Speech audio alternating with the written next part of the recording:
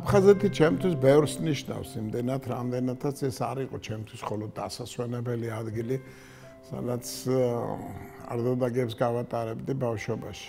აფხაზეთი ჩემთვის სოხუმი კერძოდ უფრო ევროპული ქალაქი იყო ბევრ ასპექტში, ვიდრე ბევრი ქალაქი საქართველოში. სადაც ამა ჩემი მუშაობდა საკმაოდ დიდი ხნის განმავლობაში, 10 წლის განმავლობაში იყო აფხაზეთის ექსპედიციის მთავარი გეოლოგი. ამა ჩემი ხშირად ჩამოდიოდა თბილისში, მოდი ასე ვთქვათ, უფრო მეტ დროს იქ ატარებდა. ძალიან საინტერესო ხალხი იყო. საერთოდ ამ ექსპედიციაში ქართველები, აფხაზები, გეოლოგებს სხვანაირი ურთიერთობები ჰქონდათ, ადამიანური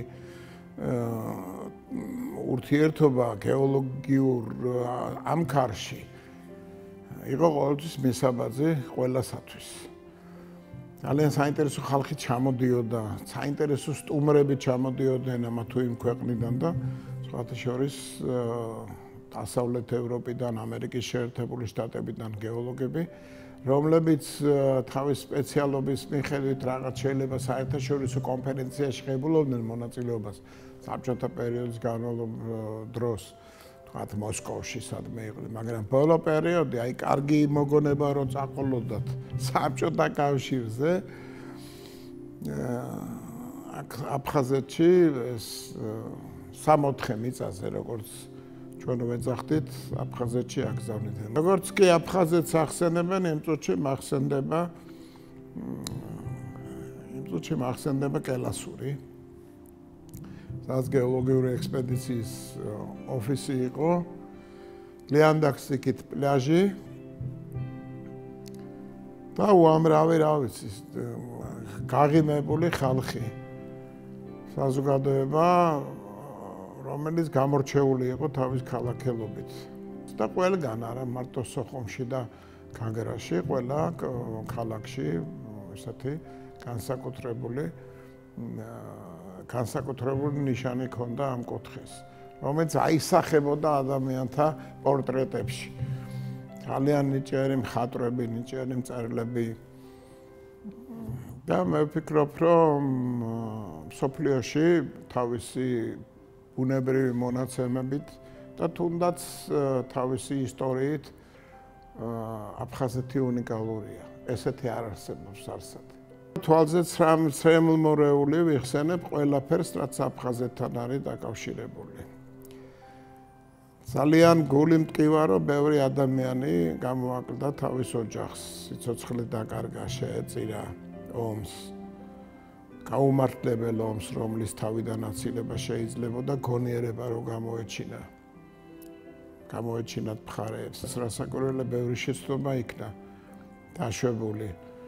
ის ხედვები, რომელიც გააჩნდათ, თქვათ, საყოფაცხოვრებო პირობებში ადამიანებს და რომლებიც არ ჩანდა გარეთ და რომლებიც არ ჩანდა და ისეთი ურთიერთობაში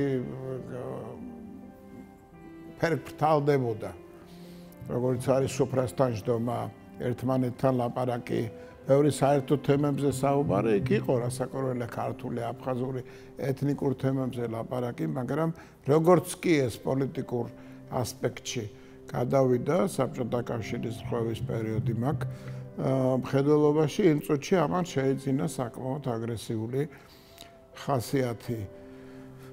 კამათი მეცნიერთა შორის, კამათი ძალოვანებს შორის, კამათი სტუდენტებს შორის, კამათი ახალგაზრდებს შორის და ხანში შესულთა შორის და მე ვფიქრობ, თავი შევერცხვინეთ, როგორც ქართველებმა, ასევე აფხაზებმა.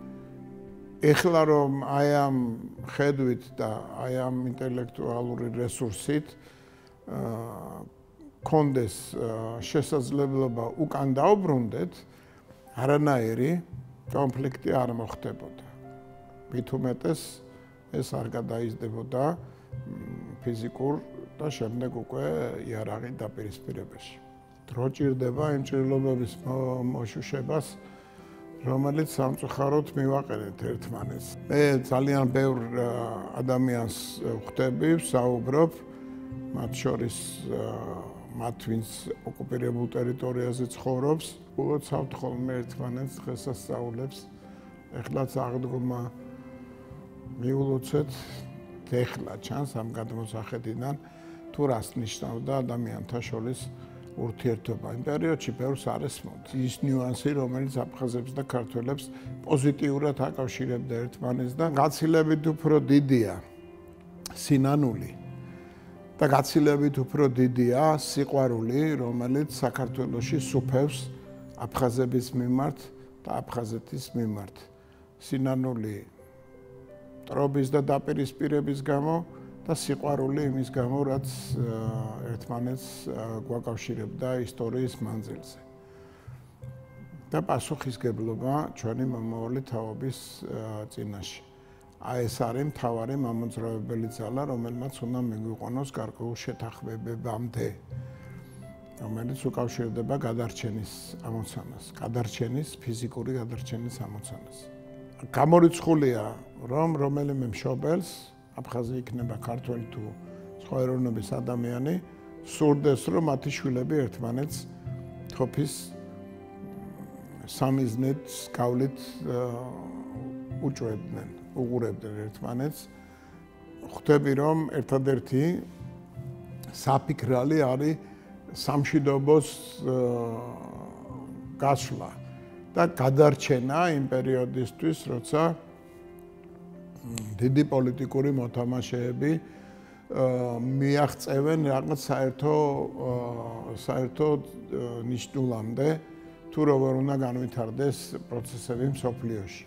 ამიტომ ჩვენ უნდა გონივრულად მოვიქცეთ გრძელვადიანი სამშვიდობო გეგმა განვახორციელოთ ისეთი, როდესაც პირველი რიგის ამოცანა იქნება ნდობის აღდგენა და ამაში უნდა გამოვიყენოთ უშველებელი რესურსი, რომელიც გააჩნიათ ქართველებს და აფხაზებს, რომლებიც დღეს აფხაზეთის ტერიტორიაზე ცხოვრობენ, რომლებსაც ურთიერთობა აქვთ ერთმანეთში, საქმიანი ურთიერთობაც მათ შორის და მიუხედავად იმისა, რომ გაუსაძლისია პირობები, სხვადასხვა მიზეზით, როგორც ქართველების, ასევე აფხაზების, მიუხედავად ამისა, შევინარჩუნოთ ის ტრადიცია,